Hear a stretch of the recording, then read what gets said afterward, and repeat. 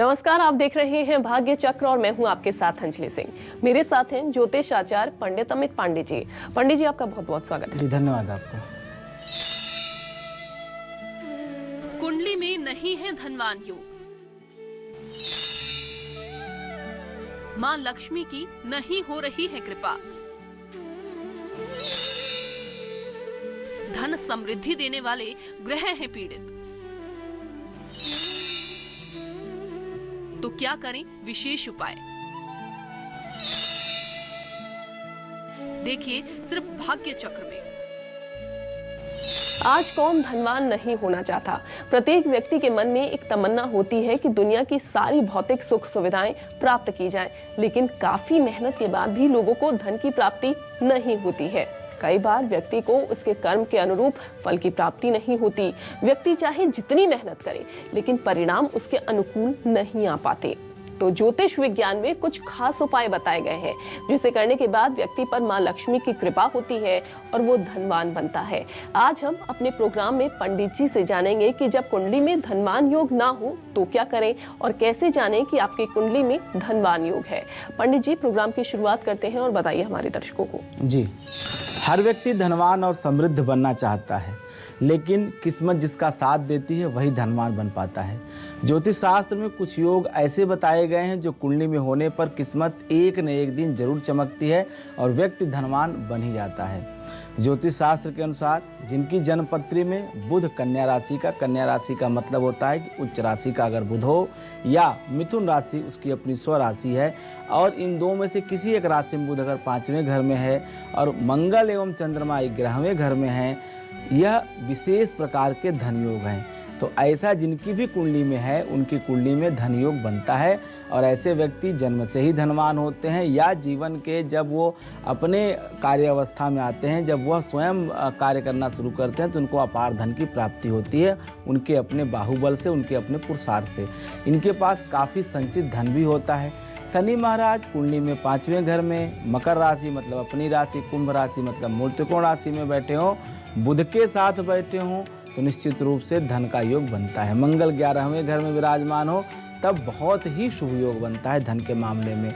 ऐसा योग कन्या और तुला राशि वालों की कुंडली में बनता है। मेष राशि वालों की कुंडली में सूर्य सिंह राशि में हो बैठा हो, मंगल के साथ चंद्रमा 11वें घर में बैठा हो, तो इस स्थिति में विशेष प्रकार के धन योग का निर्माण होता है। जिनकी जन्म कुंडली में सूर्य लग्न स्थान में बैठा हो और उससे 5वें और 7वें स्थान में गुरु बैठा हो तो व्यक्ति धनवान बनता है, क्योंकि 5वें बैठ के सूर्य को पूर्ण दृष्टि से बृहस्पति देखेगा। और ऐसे लोगों को चूंकि जब 7वें यही बृहस्पति बैठ जाता है तो विवाह के बाद अधिक उन्नति होती है, विवाह के बाद अधिक धन वाले कार्य बनते हैं। शनि का कुंभ या मकर राशि में पहले भाव में, चौथे भाव में, 5वें भाव में, 7वें और 10वें स्थान में होना आर्थिक दृष्टि से बहुत शुभ माना जाता है। लेकिन 7वें घर में बैठा शनि वैवाहिक जीवन को पीड़ित करता है। कुंडली में शुक्र का तुला और वृषभ में होना एवं गुरु का धनु और मीन राशि में होना शुभ फलदायी माना गया है। एक विशेष योग बताता हूँ। अगर आपकी जन्म कुंडली में मूल त्रिकोण राशि का बृहस्पति हो, मतलब धनु राशि का अगर बृहस्पति 11वें भाव में है, तो जब आप पढ़ाई पूरी करेंगे तो पढ़ाई पूरी करने के साथ ही आप जीविका प्रारंभ करेंगे और अपने बाहुबल से बहुत प्रचुर मात्रा में धन उत्पन्न करेंगे। मतलब आपके पास बहुत पैसा होगा। 11वें का बृहस्पति मूल त्रिकोण का अपार धन देता है। इसके साथ ही अब हम इसके दूसरे पहलू की बात करते हैं। धर्मराज ने जब यक्ष और धर्मराज का संवाद हुआ तो यक्ष ने धर्मराज से पूछा कि इस संसार का सबसे बड़ा दुख क्या है। धर्मराज ने उत्तर दिया, दरिद्रता। दरिद्रता से बड़ा कोई दुख नहीं है, दरिद्रता से बड़ी कोई पीड़ा नहीं है। तो धनहीनता एक दुर्भाग्य ही है जिससे जातक पैसे के लिए तरस जाता है। धनहीनता के कुछ योग होते हैं कुंडली में, भगवान न करे, ईश्वर न करे हमारे किसी भी दर्शक की कुंडली में ये धनहीनता के योग हों, लेकिन प्रकृति है, कभी 5 उंगली बराबर नहीं होती है। तो कुछ कुंडलियों में हमने ये योग देखे हैं। अगर किसी जातक की जन्म कुंडली में 10वें भाव का स्वामी 6वें भाव में या 8वें भाव में चला जाए तो यह कहीं न कहीं अच्छा योग नहीं माना जाता है। ऐसे में व्यक्ति जो भी कार्य करता है, कार्य का फल नहीं मिलता, कार्य नष्ट हो जाता है। ऐसे जातक को अपने द्वारा किए गए किसी भी तरह के आर्थिक प्रयास सफल नहीं हो पाते। यदि लग्नेश कमजोर है तो जातक कहीं न कहीं दरिद्रता का शिकार होगा, क्योंकि लग्नेश ही बहुत बड़ा रोल निभाता है पूरे जीवन में और दूसरों के द्वारा हेय मतलब छोटी दृष्टि से देखा जाता है। ऐसा जातक अत्यधिक परिश्रम करने के बाद भी पूर्ण अपने जीवन में फल नहीं प्राप्त कर पाता है। ऐसा जातक दूसरे व्यक्तियों को कभी न कभी निर्भर रहता है, उनके द्वारा अपनी जीविका चलाता है, अपने पुरुषार्थ से चलाने में अक्षम होता है। प्रायः बच्चे अगर ऐसी कुंडली में हैं, बच्चों की कुंडली में ऐसा योग है तो अच्छी बात है, लेकिन युवावस्था में अगर उन ग्रहों की दशाएं चल रही हैं तो यह कतई ठीक नहीं है। यदि किसी जातक की जन्म कुंडली में पंचमेश, लाभेश, सुखेश मतलब सुखेश शुक्र हो, यह विशेष बात है, एक साथ व्यय भाव में चले जाएं तो निश्चित रूप से यह कहीं न कहीं खराब योग माना जाता है। और इसके साथ अगर पापी शनि देख भी ले, दृष्टि भी पड़ जाए, तब कहीं न कहीं यह रोग और बढ़ जाता है, यह योग और बुरा बन जाता है, क्योंकि शनि जहाँ देखता है उसका नाश कर देता है। लग्नेश अष्टम भाव में पापी ग्रह से पीड़ित हो तो ऐसा जातक निर्धन होता है, मतलब तमाम धन होने के बावजूद भी या तो उसका उपयोग नहीं कर पाता है या तो उसका धन नष्ट हो जाता है। यदि किसी जातक की जन्म कुंडली में धन भाव का स्वामी शत्रु के स्थान में बैठे, 1, 9, 5 में बैठे तो और लाभेश भी नीच का होकर दशमेश से युक्त हो तो निश्चित रूप से ऐसे जातक को धन प्राप्त नहीं होता है। खूब मेहनत के बाद ही सिर्फ जीविका और चलाने भर की धन प्राप्त होता है, मतलब किसी भी तरह से अपने का पालन पोषण तो जरूर कर सकता है लेकिन कभी संपन्न नहीं हो सकता है। यदि किसी जातक की जन्म कुंडली में लग्नेश बुध और धनेश के साथ शत्रु क्षेत्रीय होकर एक स्थान में स्थित हो, लाभेश छठे भाव में पापी ग्रह के साथ हो तो कहीं न कहीं ये बुरे योग माने जाते हैं। इन योगों के होने पे धन का लाभ नहीं होता है। अष्टमेश, पराक्रमेश नवम भाव में हो तो यह भी योग नहीं अच्छा माना जाता है। वैसे तो नवम भाव में अगर नवमेश स्वयं हो तो जातक भाग्य से धन प्राप्त करता है, लेकिन अगर अष्टमेश नवम भाव में जाए तो कहीं न कहीं उस पे थोड़ा सा विराम लगता है। पराक्रम फलित होता है लेकिन कुछ देर के बाद। तो ऐसे लोग प्रौढ़ावस्था में धन प्राप्त करते हैं, प्रौढ़ावस्था में संपन्न होते हैं। तो पंडित जी ने अभी आपको बताया कि आप कैसे जान सकते हैं कि आपकी कुंडली में धनवान योग है। अब पंडित जी से जान लेते हैं कि पंडित जी धन और समृद्धि के लिए माँ लक्ष्मी को कैसे प्रसन्न किया जाए और किन उपायों के जरिए माँ लक्ष्मी प्रसन्न हो सके। जी, माता लक्ष्मी की कृपा प्राप्त कौन नहीं करना चाहता है। माता महालक्ष्मी की कृपा प्राप्त करनी हो तो लक्ष्मी सूक्त का पाठ करें, श्री सूक्त का पाठ करें। अगर आप चाहते हैं कि आप दिन दूना रात चौगुना वृद्धि करें तो आपको हर शुक्रवार के दिन त्रिसूक्त और लक्ष्मी सूक्त का पाठ नियमित रूप से करना चाहिए। त्रिसूक्त हरि ओम हिरण्यवर्णाम हरिणीम सुवर्ण रत्तस्याम चंद्राम हिरण्यमयीं लक्ष्मी जात वेदो माव, यहाँ से आरंभ होता है। श्री सूक्त है, इसका पाठ आप करें। इससे आपके घर में खूब बरकत होगी, खूब धन प्राप्त होगा और हमेशा आप धन हानि से बचे रहेंगे। माँ लक्ष्मी की कृपा हासिल करना चाहते हैं तो शुक्रवार का व्रत सबसे उत्तम माना जाता है, जिसे आप वैभव लक्ष्मी के व्रत के नाम से भी जानते होंगे। क्योंकि शुक्रवार का दिन माता महालक्ष्मी के लिए समर्पित है, लिहाजा इस दिन वैभव लक्ष्मी के व्रत करने से निश्चित रूप से धन धान्य संपन्नता प्राप्त होती है। कहते हैं कि ये व्रत ऐश्वर्य और वैभव प्रदान करते हैं, अतः इस दिन माँ लक्ष्मी की सच्चे मन से पूजा अर्चना करनी चाहिए, पूरी श्रद्धा के साथ उनका व्रत करना चाहिए। माता लक्ष्मी को खीर का भोग समर्पित करना चाहिए। ऐसा करने से जल्द ही जीवन में समृद्धि से, संपन्नता से भर जाएगा। अगर आप चाहते हैं कि माँ लक्ष्मी की पूजा का फल आपको जरूर मिले तो कभी भूलकर भी घर या घर के बाहर किसी भी स्त्री का अपमान नहीं करना चाहिए।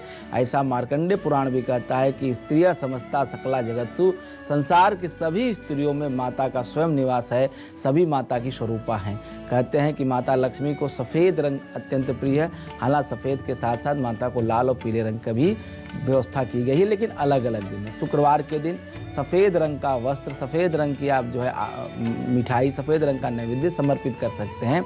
ऐसा करने से महालक्ष्मी की असीम कृपा प्राप्त होती है। इसके साथ ही माता को सफ़ेद रंग की चीज़ का भोग लगाएं। देखें, महालक्ष्मी के 3 रंग कहे गए। यह सृष्टि में त्रिआयामी है, 3 डायमेंशनल ये सृष्टि है। इसमें सत, रज और तम मतलब 3 तरह के गुण हैं। सत मतलब सफ़ेद, रज मतलब जो है लाल रंग, और तम मतलब काला या जो ताम्र रंग का होता है, तांबे के बर्तन का रंग, वह ताम्र रंग कहा जाता है। तो इसमें से जो 3 महाशक्ति हैं, महाकाली, महालक्ष्मी, महासरस्वती, तो जो महालक्ष्मी हैं, जो राजसी गुण से युक्त हैं, श्रीहरि विष्णु की अर्धांगी हैं, उनका जो रंग है, उनका जो गुण है वह रजोगुण है। तो रजोगुण की जितनी वस्तु हैं आप उन्हें समर्पित करें, आपको जरूर प्रसन्नता प्राप्त होगी। महालक्ष्मी की कृपा से जीवन में सुख शांति बनी रहेगी। अगर आप चाहते हैं कि आपकी तिजोरी में कभी भी धन की कमी ना हो, आपका घर हमेशा धन धान्य से भरा रहे, तो शुक्रवार के दिन माता महालक्ष्मी को आप हमेशा किसी भी तरह की जो रजगुण से युक्त वस्तुएं हैं, चाहे वह अच्छे पकवान हो, अच्छी मिठाई हो या लड्डू हो, जो भी आप समर्पित करना चाहते हैं तो करें। इसके साथ साथ तिजोरी में कमल का फूल रखें, यह एक विशेष उपाय है। अगर आप व्यापार करते हैं या घर में आपने कोई धन रखने की तिजोरी बना रखी है तो उसमें कमल का फूल रखें, लेकिन याद रखें कमल का फूल लाल रंग का होना चाहिए। लाल रंग और सफ़ेद रंग 2 रंग के कमल आते हैं। श्वेत कमल से श्रीहरि विष्णु की पूजा की जाती है और लाल कमल से माता महालक्ष्मी की पूजा की जाती है। जब फूल सूख जाए तो पुनः फूल को बदल दें, उसकी जगह ताज़े फूल आप रख दें। हर महीने ऐसा ही फूल आप बदलते रहें, इससे आपकी तिजोरी कभी भी खाली नहीं होगी। और अगर जीवन में कोई धन संबंधी समस्या है भी तो उसका भी हल निकल जाएगा महालक्ष्मी के कृपा से। तो अब पंडित जी से जान लेते हैं कि भगवान कुबेर की पूजा से भी संपत्ति की प्राप्ति होती है। क्या कुबेर की पूजा से व्यक्ति धनवान बनता है? पंडित जी से समझते हैं। पंडित जी बताइए। जी, स्वर्ग के कोषाध्यक्ष कुबेर को अस्थायी धन संपत्ति प्रदान करने वाला देव कहा जाता है। यदि आप चाहते हैं कि आपके घर में प्रचुर मात्रा में धन रहे तो आपको माँ लक्ष्मी की तो पूजा करनी ही है, इसके साथ साथ भगवान कुबेर की भी पूजा करनी चाहिए, जैसे आप दीपावली की रात में करते हैं। जिस तरह से माँ लक्ष्मी की कृपा प्राप्त करने के लिए श्री यंत्र की पूजा की जाती है, उसी तरह से कुबेर यंत्र भी होता है, कुबेर यंत्र की भी पूजा की जाती है। कुबेर जी की कृपा से हमेशा घर में धन धान्य की स्थिति अच्छी रहती है और यह एक सरल माध्यम है धन प्राप्त करने का, धन की व्यवस्था करने का। आप सोने, चांदी या पंचधातु, अष्टधातु में आप कुबेर यंत्र का निर्माण कर सकते हैं। इसमें से कोई भी एक धातु का आप कुबेर यंत्र बनवा लें, फिर आप उसे अपने घर में लाएं और नियमित रूप से विधि पूर्वक उस कुबेर यंत्र की स्थापना करके नियमित जैसे आप पूजन करते हैं उस तरह से कुबेर यंत्र की पूजा आरंभ करें। कुबेर यंत्र की पूजा करने से कभी भी धान्य की कमी घर में नहीं होती है। इससे आपके घर में जहां धन की स्थिति अच्छी रहेगी वहीं आपका दुर्भाग्य आपसे कोसों दूर रहेगा। एक वेदी पर कुबेर यंत्र स्थापित करें, उसका पूजन करें। पूजन करने के बाद यंत्र को सुरक्षित आप करके तिजोरी में या जहाँ भी आप अपना धन रखते हैं वहाँ पे रखें। केवल पूजा के लिए इस यंत्र को निकालना चाहिए, उसके बाद फिर से उसे आप वापस रख दें। धन स्थान पर कुबेर यंत्र रखा होने से घर में कभी भी धन की कमी नहीं होती है। सनातन धर्म में मंत्रों से पूजा करना बहुत अत्यधिक महत्व का माना जाता है। इसी तरह से कुबेर देवता की पूजा में उनके मंत्र का प्रयोग अत्यधिक महत्वकारी है। इस मंत्र के प्रयोग से समस्त प्रकार के जो भी धन के कार्य हैं वो सिद्ध होते हैं। मंत्र जाप से पहले कुछ संकल्प ले लें और संकल्प के साथ अपनी कामना कहें, कामना के पश्चात मंत्र का जाप आरंभ करें। यदि आपको धन प्राप्ति करनी है तो संकल्प करते समय आप उसको दोहराएं, अपने मनोकामना को, अपनी जो भी इच्छा है। यदि आपके पास धन है और आप चाहते हैं कि आपके घर में इसी प्रकार से धन समृद्धि बनी रहे तो धन संचय का संकल्प करें। ध्यान रखें कि इस मंत्र के जाप से पहले संकल्प अवश्य करें। मंत्र इस प्रकार है: ओम यक्षाय कुबेराय वैश्रवणाय दान दानाधिपतये धनादायिने समृद्धे देहि दापय दापय स्वाहा। यह कुबेर का मंत्र है। या ओम वैश्रवणाय नमः, यह बहुत आसान मंत्र है। ओम वैश्रवणाय नमः, इस मंत्र का भी आप जप कर सकते हैं। बहुत आसान मंत्र है। वैश्रवण कुबेर को कहा जाता है। कुबेर के प्रसन्नार्थ इस मंत्र का जप करना चाहिए। हालांकि कुबेर का विशेष पूजन सिर्फ दीपावली के रात में किया जाता है या कभी भी पूर्णिमा के दिन जब महालक्ष्मी का पूजन करते हैं आप तो उस दिन भी कर सकते हैं। रोज करने से भी लाभ है। अगर आप रोज नहीं कर पा रहे हैं तो सिर्फ दीपावली के रात में कुबेर का पूजन करें। इसके अलावा जब भी महालक्ष्मी का पूजन आप पूर्णिमा के दिन कर रहे हैं तो उस दिन भी कुबेर का पूजन आप कर सकते हैं। तो पंडित जी ने आपको बता दिया कि माँ लक्ष्मी को कैसे आपको प्रसन्न करना है और साथ ही भगवान कुबेर की कैसे पूजा अर्चना करें और कैसे धन प्राप्त हो सके, कैसे उनको प्रसन्न किया जाए। लेकिन अब जानते हैं कि कुंडली में कितने तरह के धन योग होते हैं, जिसके बनने से कभी भी धन धान्य की कमी नहीं होती है। पंडित जी बताइए। जी, पंच महापुरुष योग व्यक्ति को धनवान बनाने वाला योग है। यह योग कुंडली में तब बनता है जब मंगल, बृहस्पति, शुक्र, बुध और शनि में से कोई भी एक या अधिक ग्रह अपनी राशि या अपनी उच्च राशि का होकर केंद्र में स्थित हो। कुंडली में इस योग के साथ जन्म लेने वाला व्यक्ति अत्यधिक धनवान होता है। अगर बचपन में आर्थिक तंगी आती भी है, उसका सामना भी करना पड़ता है, तो जैसे ही युवावस्था आएगी तो माता लक्ष्मी की कृपा ऐसे लोगों पे विशेष रूप से बरसती है। जिनकी कुंडली में यह विशेष धनवान बनाने वाले योग हैं, उन्हें निश्चित रूप से जीवन में धन प्राप्त होगा। वो चाहे जैसे भी हो, धन की बरसात उनके जीवन में जरूर होगी। जिस व्यक्ति की कुंडली में योग बनते हैं वो भले ही गरीब परिवार में जन्म ले, भले ही जन्म के समय जो भी पारिवारिक परिस्थिति हो, लेकिन आगे चल के अपने भाग्य से वह जीवन में तमाम तरह के सुख साधन को प्राप्त करता है। अब बात करते हैं कि ये पंचमहापुरुष योग होते कैसे हैं। बुध, गुरु, शुक्र और शनि, ये जो है इन योगों को बनाते हैं, मंगल इन योगों को बनाते हैं। जब भी बुध अगर दशम भाव में है या केंद्र में है तो इस योग का विशेष फल बढ़ता है ज्ञान से, विद्या से। इसी तरह से जब शनि अगर यह योग बनाता है तो व्यापार से, मंगल बनाता है तो बाहुबल से, बृहस्पति बनाता है तो शिक्षण से, अध्यापन से, राजनीति से, शुक्र बनाता है तो व्यापार से। मतलब यह जो पंच महापुरुष योग हो, जिसको आपने सुना होगा भद्र, हंस, सस, मालव्य, ये 5 प्रकार के अलग अलग योग हैं जो पूरे समूह को पंच महापुरुष योग कहा जाता है। यह अलग अलग ग्रहों के अलग अलग नाम हैं। जैसे मान लीजिए अगर बुध अगर उच्च का होकर के कन्या का होकर दशम में बैठा है या लग्न में बैठा है या चतुर्थ में बैठा है या सप्तम में बैठा है तो यहाँ पे भद्र योग बनेगा। इसी तरह से मंगल है, इसी तरह से मान लीजिए शनि बैठा हुआ है तो सस योग, शुक्र बैठा हुआ है तो मालव्य योग। तो मतलब जैसे जो ग्रह हैं ये 5 योग हैं और चूँकि पूरे समूह को एक सरल भाषा में समझने के लिए पंच महापुरुष योग कह देते हैं। इसके अलावा कुछ विशेष तरह के लक्ष्मी योग बनते हैं। जैसे चंद्रमा और मंगल अगर एक साथ हो तो यह विशेष तरह का लक्ष्मी योग, खास करके अगर यह लग्न में हो या यह द्वितीय भाव में हो, सप्तम भाव में हो, नवम भाव में हो, तो ऐसे योग में जन्म लेने वाले लोगों पर लक्ष्मी माता की कृपा सदैव बनी रहती है, कभी धन धान्य की कमी नहीं होती है। जब जातक की जन्म कुंडली में नवमेश लग्नेश, मतलब लग्न का स्वामी, नवम भाव का स्वामी, पंचमेश के साथ युति निर्माण करे तब यह विशेष प्रकार का धन योग बनता है। क्योंकि केंद्र त्रिकोण राजयोग कहा जाता है। केंद्र और त्रिकोण का स्वामी अगर एक साथ हो जाए, अगर केंद्र या त्रिकोण में विराजमान हो जाए तो ऐसे लोग कभी भी दुख और दरिद्रता का सामना नहीं करते हैं, आनंद लेते हैं पूरे जीवन।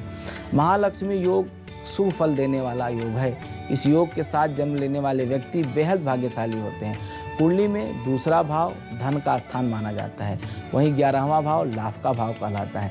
जब इन दोनों भावों के स्वामी आपस में किसी भी प्रकार से संबंध स्थापित करें तो इस योग का निर्माण होता है। लेकिन यह महालक्ष्मी योग 12वें और 8वें भाव में नहीं बनने चाहिए। अगर मान लीजिए लाभेश और धनेश युक्त हों, लेकिन अगर 8वें या 12वें भाव में है तो यह निष्प्रभावी योग हो जाता है। मतलब यह उतना फलित नहीं रह जाता है, केवल दिखता है लेकिन प्राप्त नहीं होता है।